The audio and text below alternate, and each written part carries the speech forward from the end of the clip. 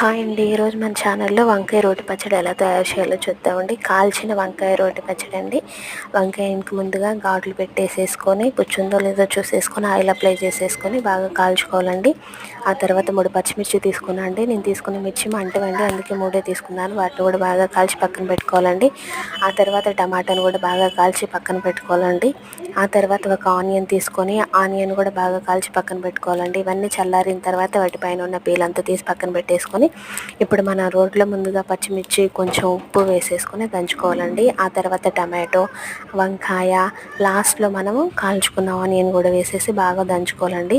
దంచుకున్న తర్వాత దాన్ని మనం తీసేసుకొని తాలింపు పెట్టేసుకుంటే చాలా అంటే చాలా టేస్ట్గా ఉంటుందండి వంకాయ రోటి పచ్చడి. మీరు కూడా ఒకసారి ట్రై చేయండి. తాజా కూరల్లో రాజా ఎవరంటే వంకాయే కదండి. వంకాయ కూడా చాలా టేస్ట్గా ఉంటుందండి. ట్రై చేయండి, మర్చిపోవద్దండి. ఇంకా మరెన్నో కొత్త కొత్త వీడియోస్తో నేను మీ ముందుకు వస్తూ ఉంటానండి. మన ఛానల్ని లైక్ చేయండి, షేర్ చేయండి, సబ్స్క్రైబ్ చేయండి, మర్చిపోవద్దండి. మన కొత్తగా పెట్టాం కదండి మన ఛానల్, లైక్ చేయండి.